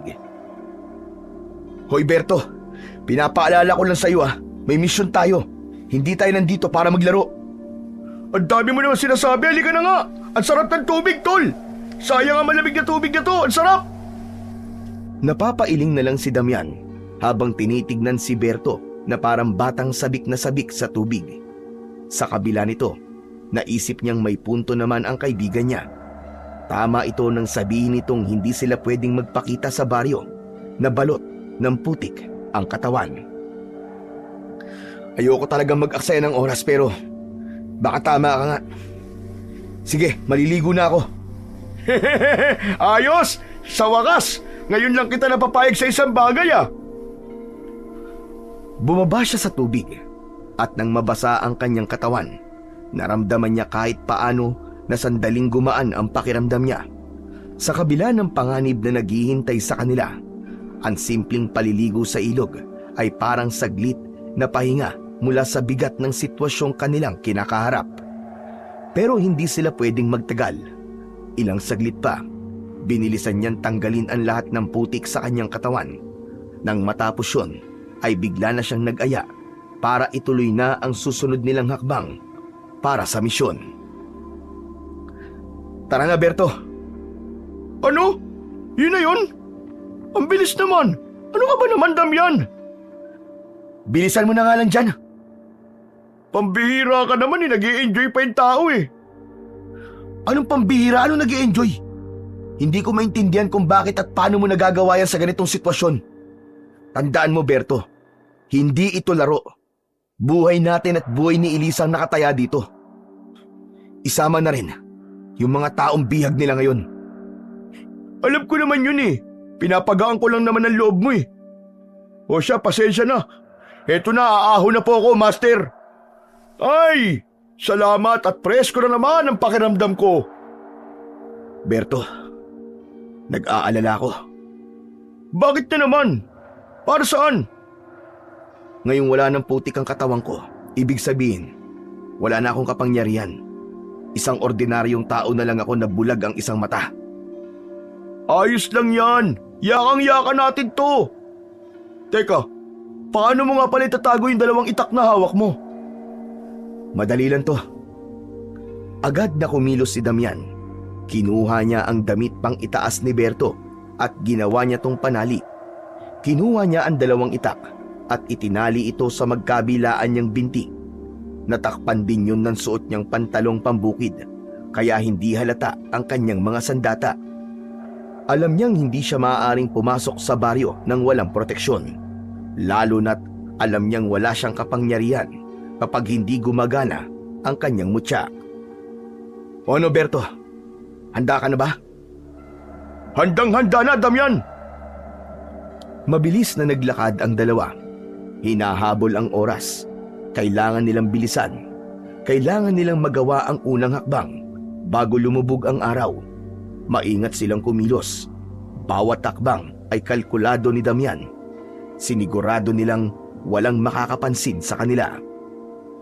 Si Damian, gamit ang naobserbahang kilos ng mga bantay, ay itinuro niya kay Berto ang tamang ruta kung saan sila maaaring makalusot. Dahan-dahan silang gumapang sa likod ng mga kubo, palipat-lipat ng taguan at nakikiramdam sa bawat galaw ng kanilang mga kalaban. Mabilis na mabilis ang tibok ng puso ni Berto. Halos mamutla na sa kaba habang papalapit sila sa kinaroroonan ng mga bihag. Nang matanaw nila ang kulungan kung saan naroon ang mga tao, napalunok si Damian. Wala nang atrasan. Oras na para gumalaw. Pagpasok nila sa lugar, agad nilang naamoy ang mabahong singaw ng lupa na parang pinaghalong bulok na pagkain at dugo. Ang buong paligid ay parang isang koral ng hayop, madumi at maputik. May nakita silang 2 bantay sa labas nun. Anong gagawin natin? May mga kalaban. Huwag kang maingay. Tag-isa tayo. Tumango si Berto. Huminga ng malalim si Damian at dahan-dahang hinugot ang isa sa kanyang mga itak mula sa pagkakatali sa binti. Tumingin siya sa kasamang naghihintay ng kanyang hudyat. Biglang lumundag si Damian sa ere at walang babala niyang hinataw pababa ang kanyang itak sa unang bantay. Napamulagat ito pero huli na. Tumama ang talim ng itak sa kanyang leeg. Walang nagawa ang kalaban kundi ang humawak sa kanyang lalamunan, duguan at naghahabol lang ng hininga. Isang mabilis na sipa ang ibinigay niya, dahilan upang matumba ito at saka sinaksak sa dibdib. Agad itong hindi na gumalaw at ang katawan umusok bigla na parang nasusunog. Si Berto naman, gamit ang isang patalim na dala niya, umikot siya sa likod ng kanyang kalaban. Mabilis din niyang inundayan ng saksak ang tagiliran nito, pero hindi sapat yun para agad na mapabagsak ang bantay.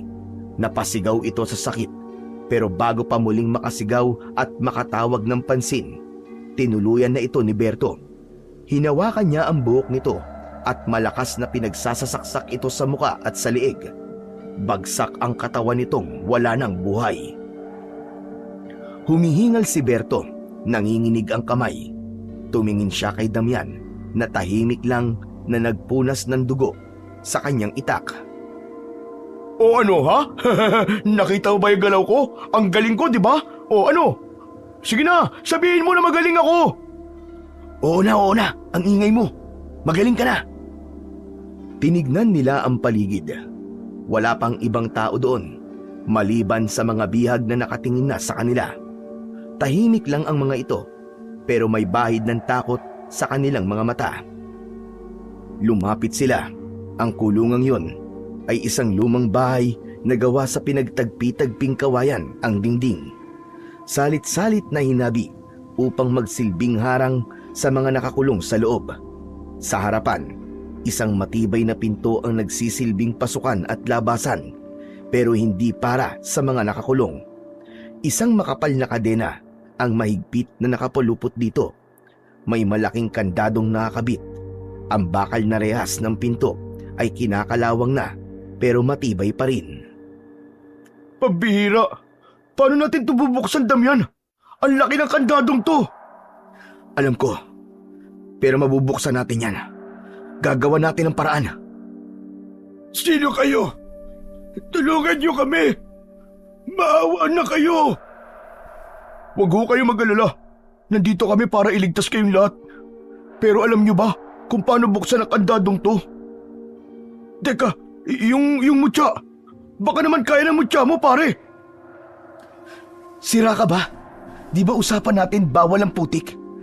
Kung papaganahin natin ang mutya ngayon, edi dapat kanina pa natin ginamit. Wisit ka talaga eh. Yung bantay nasa kanya, susi. Agad na nilapitan ni Damian ang bantay na napatay niya at nakita niyang hawak nga nito ang susi. Mabilis niya itong kinuha at saka binuksan ang kulungan. Sa loob ay natagpuan nila ang ilang kababaihan. May matatanda at may mga bata. Nanginginig na sa takot. Ang iba ay magkayakap. Pilit na pinapalakas ang loob ng bawat isa. Sa isang sulok, may isang lalaki na tila matagal nang dinala roon. Halos butot balat na ito. Kawawa naman sila. Impyernong lugar na to. Ang mga bihag ay tahimik lang, hindi makapaniwala sa kanilang ginagawa. Halos hindi makagalaw si Damian habang nakatingin sa kalunos-lunos na kalagayan ng mga taong naroroon. Kita sa mga mata ng bawat isa ang takot at paghihirap na kanilang tinitiis sa lugar na yon. Talaga bang kakampi namin kayo? Oo, Tatang. Pero... Ay, salamat sa Diyos! Makakauwi na tayo mga kasama! Sandali lang. Huwag tayo magpadalos-dalos. May plano ako. Oh, huwag kayo mag-alala ah. Kami ang inyong tagapagligtas. Makakauwi na nga kayo sa inyong mga pamilya.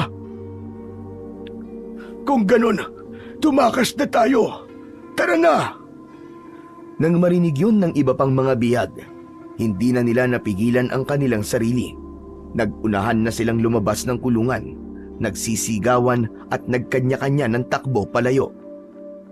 Sandali! Wag! Huwag kayong umalis! Huwag kayong maingay! Pakiusap! Ngunit hindi na nila ito napigilan. Ang ilan ay tumakbo sa maling direksyon. Ang iba naman ay kung saan-saan na sumuot. Ang sigawan at ingay ay sapat na para magdulot ng gulo. Wala na! Sira na ang plano, Berto! Dali! Kailangan na natin makalis dito! Mula sa hindi kalayuan, narinig nila ang tunog ng kampana. Senyales na may nakapansin na sa nangyayaring kaguluhan. Damian! Ano nang gagawin natin ngayon? Napamura si Damian. Alam niyang wala ng oras para habulin ang mga nagtakbuhang bihag. Kailangan nilang kumilos bago pa makalapit ang mga bantay. Paalis na sana ang dalawa nang biglang napansin ni Damian na may kumikilos sa isang sulok. Nakita niyang naiwan ang payat na matanda. Parang wala ng lakas para tumayo. Hawak nito ang tuhod, nakayuko at malalim ang paghinga. Tatang, bakit hindi ka tumakbo? Kumapit si Damian at dahan-dahang lumuhod sa harap ng matanda. Lolo, kaya niyo po bang maglakad? Tatakas po tayo. Dahan-dahang iniangat ng matanda ang kanyang muka. Tinitigan ito si Damian, pero pagkatapos ay umiling ito, saka ngumiti ng mapait. Hindi basta-basta makakatakas ang mga yon. Mas malala ang mangyayari sa kanila. Ano? Ano pong ibig niyo sabihin, Lolo? Kayo dalawa. Kayo ang naghatol ng kamatayan nilang lahat. Pero Lolo, iniligtas namin sila. Masama ba yun?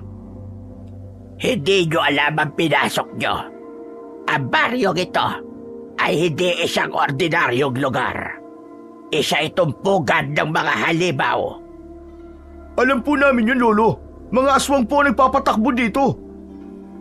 Oo, mga aswang nga sila.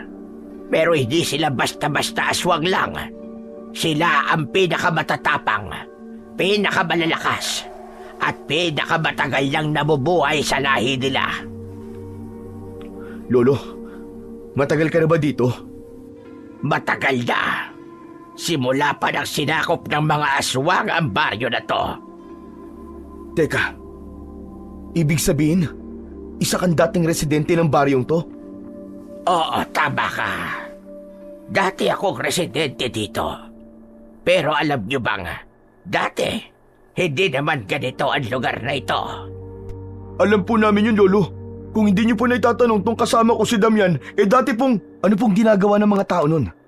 Hindi po ba kayo lumaban? Lumaban kami. Nagtipon na mga matatapang naming kalalakihan. May mga dala kaming itak, sibat, kahit na anong sandata. Pero hindi namin alam kung anong kinakalaban namin. Tapos, bigla na lang natagpuan namin ang maraming bangkay. At yung mga bangkay na yon ay ang aming mga kasamahan. Ano pong nangyari, Lolo? Ano pa nga ba? Di heto, nasakop ng mga aswang ang baryo. Lahat naglumalaban, pinapatay nila. At yung iba, hinawaan. Teka, sabi nyo alam na ninyong aswang ang mga taga rito. Papaano nyong nalaban yon? Sa mga kwento po ng mga matatanda. Ginawang lugar po ng katatakutan ng baryo na to. Akala nga po namin hindi totoo pero totoo pala. Saka ang daming bihag. Ano bang ginagawa sa mga tao? Simula nang masakop nila ang baryo, naging sakahan ito ng laman para sa kanila.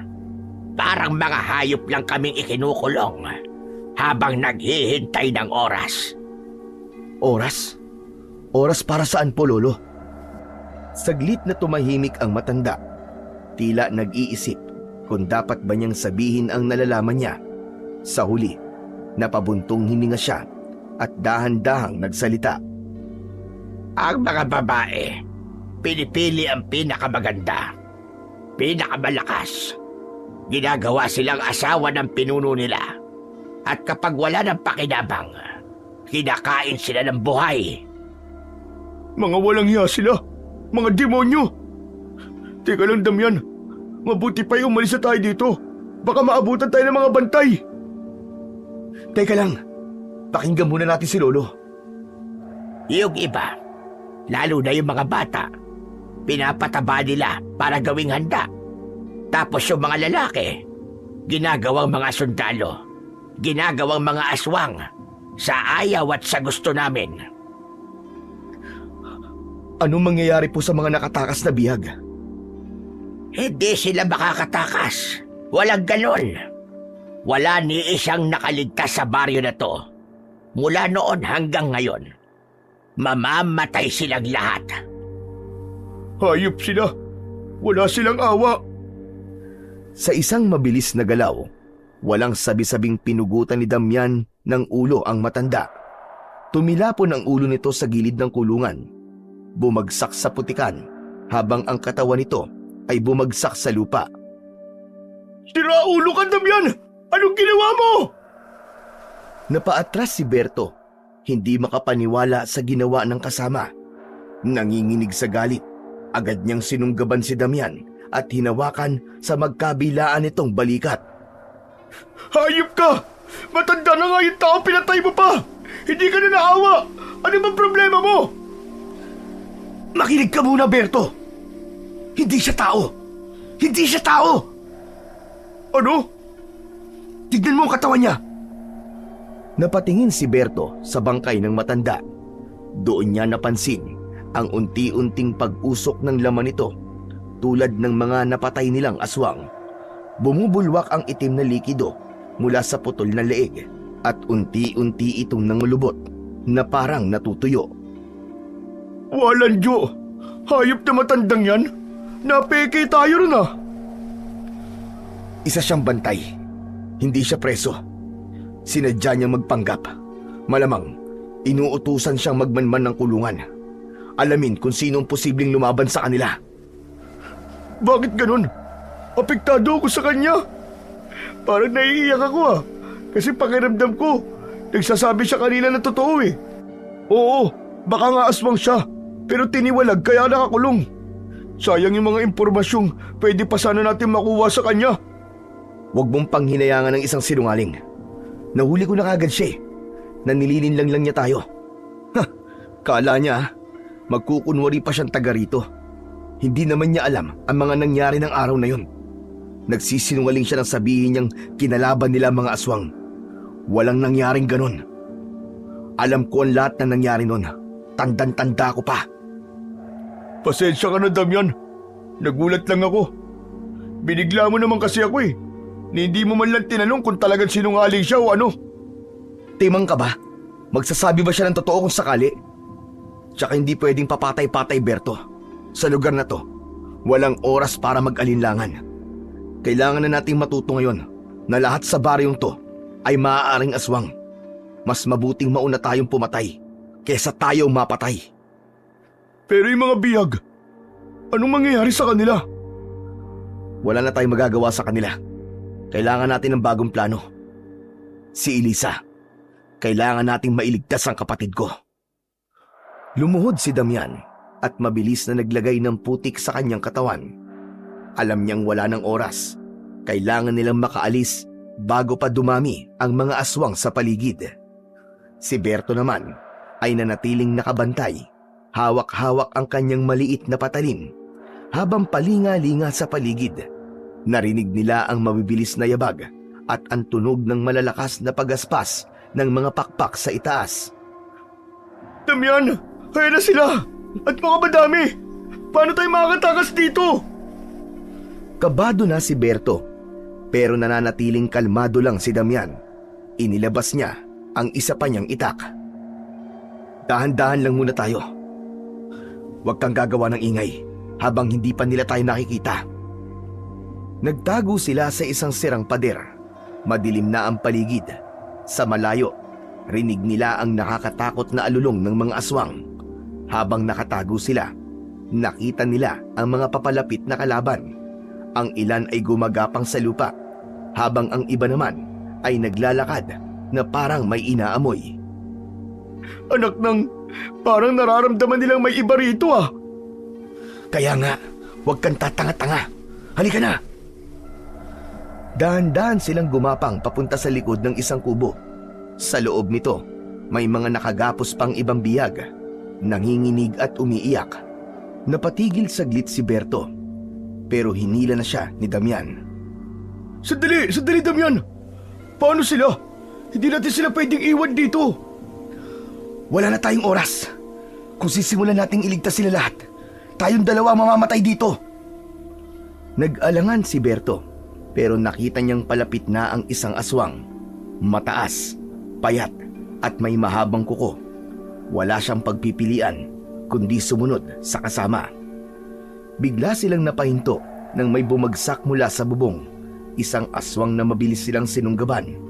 Sa isang iglap, sinipa ni Damian ang halimaw pero hindi man lang ito natumba.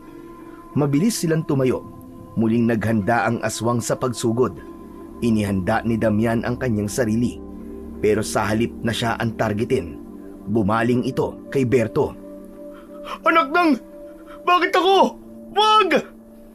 Sa huling segundo, bago siya masunggaban, naitulak ni Berto ang isang kahoy na upuan sa mukha ng aswang. Sumabog ang ilang ngipin nito at sinamantala ni Damian ang pagkakataon na yon. Isang mabilis na taga sa batok at tuluyang nalaglag ang ulo nito sa lupa.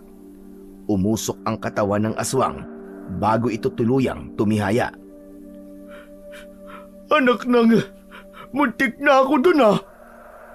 Ikaw kasi, huwag ka kasing patanga-tanga. Bilis na, bago pa sila dumami rito. Teka, meron pang isang aswang. Nasaan na? Paglingon nila, nakita nila ang hinahanap na aswang. Ngunit hindi ito tulad ng nauna.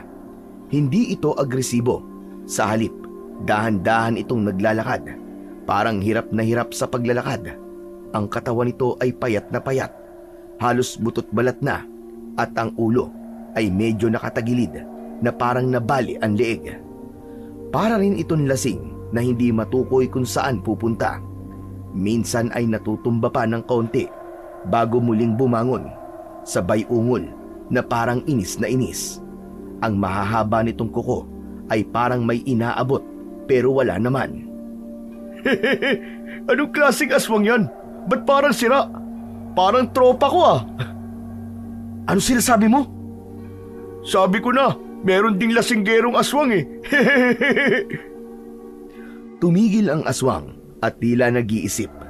Pagkatapos, bigla na lang itong nag-pose na parang mananayaw. Iniikot ang leeg sa iisang direksyon bago dahan-dahang muling lumapit. Nanginginig pa ang mga kamay. Ang bihira tong aswang na to. Ang daming ek-ek nito ah. Naiinip na ako. Ako na ang papatay dyan. Yakang-yaka ko na to. Sandali! Huwag kang papakampante. Minsan, yung mga aswang na akala mong mahina at nakakatawa, sila pa yung pinakadelikado. At hindi nga nagkamali si Damian. Biglang lumundag ang aswang at biglang sinunggaban si Berto. Hindi na nakapaghanda ang binata. Mabilis at maliksi ang naging pagsalakay sa kanya nito. Agad na bumaon ang matatalas nitong kuko sa kanyang braso. Aray! Ang sakit! Ramdam ng binata ang hapdi at sakit ng kanyang sugat. Mabilis siyang nagpumiglas pero hindi bumibitiw ang aswang. Kahit payat, matindi ang lakas nito. Muntik nang mapasubsob si Berto pero sa huling segundo, isang malakas na sipa mula kay Damian ang nagpatilapon sa halimaw. Ano Berto? Ang yabang mo kanina ha? Oo na! Aray! Ang sakit talaga ng braso ko. Parang sinusunog ang balat ko, tol. Muling bumangon ang aswang. Nakangisi ito. Tila masaya sa nakikita niyang paghihirap ni Berto. Ang dugo ang kuko nito ay idinikit niya sa kanyang bibig, saka dinilaan ang sariling daliri na may dugo ni Berto. Biglang sumugod ang aswang, mas mabilis kesa sa inaasahan nila. Muntik nang matamaan ulit si Berto ng mahahaba nitong kuko, pero napaatras siya sa huling segundo. "Berto! Luhod!" Agad namang sumunod si Berto at sa isang mabilis na galaw, inundayan ni Damian ng isang malakas na tagaan likod ng aswang.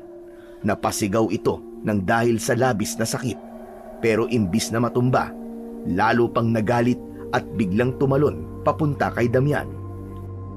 Napatihaya si Damian sa lupa. Halos masunggaban na siya ng halimaw. At sa isang iglap, napansin ni Berto ang lumang sibat na nakasandal sa dingding. Agad niya tong kinuha at buong lakas na isinaksak sa tagiliran ng aswang. "Hayop kang pesting aswang ka! Tikman mo ang sibat ng mga api! Ah!" Napangiwi ang aswang pero hindi pa rin ito napabagsak. Nang muling bumaling ito kay Berto, agad na tumayo si Damian. Inihanda ang dalawang kamay na may hawak na itak at mabilis na sumugod. Buong puwersa niyang iwinasiwas ito sa leeg ng aswang. Sa wakas, tuluyan itong napugutan at bumagsak ang katawan sa lupa habang unti-unting umuusok. Hindi pa nakontento si Damian. Ginamit niya ang isa pa niyang itak at pinagsasasaksak ang dibdib nito. Hingal na hingal silang dalawa habang nakatingin sa bangkay ng aswang. "Grabe! Ang tibay pala niyan!" "Ano? Napatunayan mong hindi ka marunong kumilatis ng aswang?" "Oo na, tama ka. Salamat tol ah. Salamat sa pagliligtas mo sa akin. Akala ko kanina katapusan ko na talaga eh."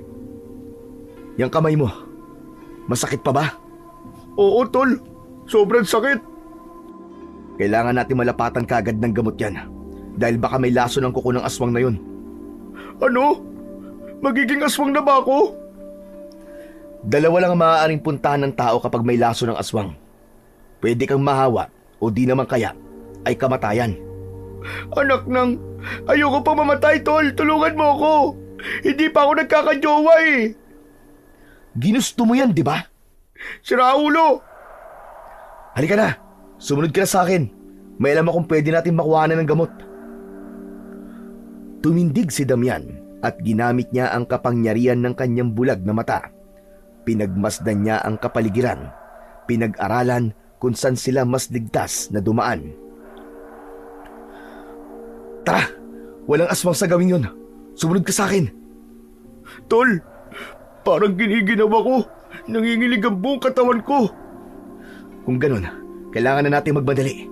Kailangan maggamot ka na kagad." Isang kubo ang kanilang pinasok. Dire-diretso si Damian sa loob at lumapit sa isang kabinet. Kinuha niya doon ang isang botelya na may lumang kulay itim na likido. "Tol, ano yan?" "Ito na ang gamot. Inumin mo." Binuksan ni Damian ang botelya at iniabot. "Tol, ano to? Ang baho naman ito." "Kung gusto mo pang mabuhay, inumin mo na yan. Pero kung sawa ka na sa buhay mo, di wag na. Akin na nga yan." "Uy, ito naman di mabiro eh. Ang bango kaya oh. Saka mukhang masarap pa. Isang shot lang sa akin to no." Tinunggana ng binata ang laman ng botelya, pero hindi niya kayang tiisin ang pait at sama ng lasa nun. Sumuka siya ng sumuka. Purong itim na likido. Ano ba naman itong pinainom mo sa akin?" "Yung nilalabas mo, yan yung laso ng aswang. Kaya wag ka na magreklamo." Ilang sandali pa, huminto na ang pagsusuka ni Berto. Nakahinga na to ng maluwag. Nawala na rin ang pakiramdam na parang nasusunog ang kanyang sugat at panginginig ng kanyang katawan. "Damian, okay na ba ako?" "Depende sa'yo." "Ano ba? Hindi naman oras ng biruan ngayon eh. Ito naman mamamatay na nga yung tao eh." "O ano, ngayon alam mo na kung kailan dapat magbiro." Oo na. Pasensya na. Teka, paano mo pala nalaman ang tungkol sa gamot na to?" "Bahay ito ng dating pinakamagaling na albularyo dito. Teka, edi ibig sabihin, bahay niyo to. Nakuha mo. Napansin ni Damian na di man lang nagalaw ang mga gamit nila doon. Luma na, pero kumpleto pa rin ang mga gamit. Parang hindi naging interesado ang mga aswang sa lugar na yon. Dumiretso siya sa gilid sa dating kwarto ng kanyang mga magulang. May kinuha siyang kahon sa ilalim. Damian, ano naman yan? Natandaan ko, ang sabi ni tatay nun, ang laman ng kahon na to ay magbibigay ng proteksyon. Dahan-dahan niya tong binuksan. Sa loob ay may isang maliit din na bote na kakaibang langis. Nang buksan niya, amoy matapang ito. Parang pinaghalong insenso at dahon ng bayabas. Ano ba yan, tol? Hindi ko nga alam. Pero parang mahalaga to. Baka pangontra yan sa mahika ng mga aswang. Wala lang, may naikwento kasi sila sa akin dati. Sabi nila, may isang klase daw ng langis na may kakayaang labanan ng mahika ng mga halimaw. Alam mo, Berto, minsan magaling din ang isip mo eh. Tama ka. Mukhang magagamit natin to doon sa selyo sa pintuan kung saan nila tinatago si Elisa. Teka, kwento lang naman yun eh. Paano kung hindi totoo? Hindi, Berto. Hindi lang yun basta kwento. Dahil lahat ng sinabi mo sa akin dati, naging totoo. Kaya naniniwala ako sa'yo. At kung may pagkakataon tayong gamitin to para mailigtas si Elisa, susubukan natin. Sa labas ng kubo, nagsimula ng mag-ingay ang mga aswang. Alam na nilang nasa loob ang dalawa. Subukan mo kayang lagyan, maski konti ang mga sandata natin. Tama ka. Agad siyang kumuha ng ilang patak at ipinahid yon sa dalawa niyang itak at sa patalim ni Berto. Nang matapos yun, biglang nagliwanag ang mga sandata. Isang gintong liwanag. Ayos, wala na tayong oras. Lalabas tayo at tatapusin natin ang mga aswang na yun. Sabay silang lumabas sa kubo at doon ay sinalubong sila ng dose-dose ng gutom na aswang. Wala na tong atrasan, Berto! Bakbaka na! Sa isang iglap, umatake ang mga aswang. Napasigaw si Berto habang buong lakas niyang sinalag ang isang sumunggab sa kanya. Si Damian naman ay humataw gamit ang kanyang nagliliwanag na mga itak. Isang hiwa lang at natutunaw ang aswang sa harapan niya. Ganon din ang patalim ni Berto.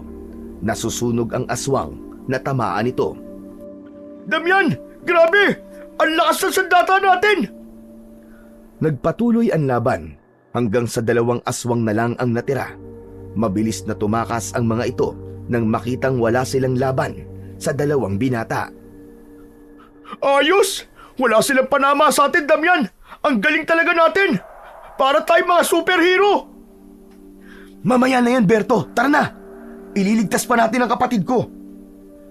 Nagawa nilang makarating sa harap ng malaki at lumang bahay na yon. Wala na silang ibang paraan kundi gawin ang isang bagay na hindi sigurado kung gagana. Sige na, Damian! Gawin mo na! Ibinuhos niya ang langis sa seradura. Sa kanya to hinawakan. Pero tulad ng dati, napaso pa rin si Damian. Anak ng... Anong mali? Bakit hindi mabuksan? Dahil sa pagkakataranta at pagkakadismaya, hindi niya namalayan na nasugatan na pala siya at aksidenteng natalsikan ng kanyang dugo ang selyadong pintuan. Maya-maya pa, unti-unti itong bumukas ng kusa. Agad silang pumasok ng bahay. Kinalaban ang mga sumasalubong na mga aswang. Natalo nilang dalawa ito at nakita nila si Elisa, nanginginig at hinang-hina na. Kuya! Kuya! Hindi na nagdalawang isip pa si Damian at mabilis na nilapitan ang kanyang kapatid. Mahigpit niya itong niyakap. Elisa, salamat sa Diyos at buhay ka pa. Kuya, natatakot ako. Huwag ka matakot, Elisa. Ligtas ka na. Kailangan na natin makaalis dito. Inalalayan niya ang kanyang kapatid. Pero bago pa sila makalabas, nakita nilang nakatayo sa may pintuan si Don Fausto, ang pinuno ng mga aswang. Galit na galit ito at handang ipaghiganti ang kanyang mga tauhan. Sa wakas, nagkaharap din tayo, Don Fausto. Kaya pala ang daming patay sa mga tauhan ko. Ikaw pala ang may kagagawan, taong putik. Wala akong pakialam sa'yo. Kukunin ko lang ang kapatid ko at aalis na kami dito. Aalis! Walang makakalabas ng buhay sa baryong ito. Lalo na ang isang kagaya mo ng ahas na pumatay ng mga tao ko. Matagal na kitang hinahanap, taong putik. Matagal na kitang hinihintay. Wala akong pinagsisisihan sa nagawa ko dito. Ang baryong ito ay sinalaula mo. Ginawa mong impyerno, halimaw ka!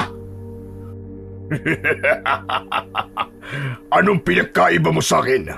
Parehas lang naman tayong pumapatay. Huwag mo akong itulad sa'yo! Pumapatay ako para sa hustisya at para mailigtas sa maraming tao. Eh ikaw, pumapatay ka dahil demonyo ka! Anong hustisya at sinasabi mo? Pumatay ka ng marami sa amin. Sinira mo ang tahanan namin at tinawag mong hustisya yon. Napaka-ipokrito mo! Hindi mo to baryo! Amin ang San Roque! Bago pa makagalaw si Damian, biglang naglaho si Don Fausto. Damian! Sa likod mo! Huli na, isang matalim na kuko ang tumama sa kanyang katawan. Napaatras lang ang binata, pero hindi bumaon ang kuko ng aswang. Ang bilis mo ah! O ano? Takot ka na ba, taong putik? Hindi na hinintay ni Damian na muling sumugod ang pinuno ng mga aswang. Maigpit niyang hinawakan ang nagliliwanag niyang dalawang sandata sa bawat kamay. Sa huling hakbang, bago siya sumalakay, itinagilid niya ang katawan. Pinag-ekis ang kanyang mga sandata at buong puwersang sumigaw. Ah! Mamatay ka na!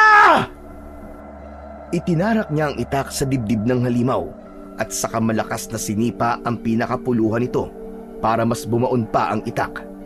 Tumilapo ng aswang kasama ang itak na nasa dibdib nito. Berto, dali mo na si Elisa, bilis! Ako nang bahala sa demonyong to! Oh!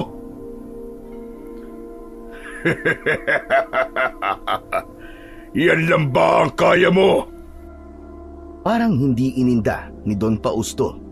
Bagkus ay siya mismo ang humugot ng itak at binitiwan ito sa sahig. Bigla itong sumugod at bago pa makailag ang binata, isang malakas na suntok ang tumama sa kanyang sikmura. Halos lumipad siya at tumama sa isang lumang aparador. Nagbagsakan ang mga kahoy at alikabok. Hindi pa siya nakakabangon ay nasa harapan na niya ang mabagsik na aswang. Itinutok nito sa kanyang leeg ang matatalim nitong mga kuko. Akala mo ba natatakot ako sa mga kuko mo? Hindi ako tatablan yan kahit na anong gawin mo. Ganun ba? Kung hindi man kita masaktan, walang problema yon. Hahawaan na lang kita. Hinawakan ni Don Fausto ang mukha ng binata at pilit na pinanganga. Lumaban si Damian. Pilit na isinara ang kanyang bibig habang nakikita niya ang malapot na laway na tumutulo mula sa bibig ng matandang aswang. Isang lumang kahoy ang bumagsak sa likod ng ulo ng aswang. Napalingon nito. Si Berto ang nasa likod ng aswang. May hawak na kahoy. Tumayo ka na dyan, Damian! Tapusin na natin ang laban na to! Habang inaalog ng aswang ang kanyang ulo, mabilis naman na tumayo si Damian. Diablong buang ka! Dito na magtatapos ang kwento mo, Fausto! Ang natitirang itak na nasa kamay ni Damian, ang huli niyang sandata. Muli niyang itinarak ito sa dibdib ng aswang. Si Berto naman ay mabilis kumilos at ginilitan ang leeg ng aswang. Hindi! Hindi maaari ito! Sa huling pagkakataon, sumigaw ng ubod lakas ang aswang. Isang sigaw ng pagkatalo. Sa loob ng ilang segundo, Natunaw ang kanyang katawan hanggang sa naging abo. Tapos na ang bangungot sa baryo ng San Roque. Samantala, habang naghihintay ng pagliwanag ng paligid, hinawakan ni Damian ang kamay ng kanyang kapatid. Tapos na ba, kuya? Oo, Elisa. Ligtas ka na. Ligtas na tayong lahat. Malaya na ang baryo natin. Malaya na ang San Roque. Damian, ang galing natin! Nagtagumpay tayo! Napangiti si Damian at napatingin sa kanyang kaibigan. Salamat, Tol. Maraming salamat. Pagbalik nila sa baryo, sinalubong sila ng mga tao. Ang ilan ay hindi makapaniwala sa mga kwento ni Berto, pero may iilang matanda ang nilapitan si Damian at pinuri ang ginawa nitong kabayanihan. Isang matandang albularyo ang lumapit sa kanya at tinapik ang kanyang likod. Nagpasalamat ito dahil sa wakas, nagtapos na rin ang lagim ng mga aswang sa baryo ng San Roque. Dahan-dahang tumingin si Damian sa paligid. Nakita niyang malawak ang pagkakangiti ni Berto sa kanya. O tol, wala nang aswang. Pwede ka na maligo. Tumawa ng malakas si Damian, pero imbis na maligo, agad niyang nilapitan si Berto at niyakap ng mahigpit. Tol, ayos na. Wala ka ng atraso sa akin. Bayad ka na. Ha? Talaga? Naku tol, maraming salamat. Pahalik na. Uy, tigil-tigilan mo ako ha. Layuan mo ako. Mas malaking pagkakasala yung gagawin mo. Bakit di na talaga kita mapatawad? Joke lang. Ito naman, hindi talaga mabiro. Kung talaga, puro ka kalokohan. Huminga ng malalim si Damian. Tapos na ang kanilang misyon. Malaya na ang San Roque. Wala na ang mga aswang. Nakamit na nila ang hustisya. At sa unang pagkakataon, naramdaman na niya ang tunay na kapayapaan.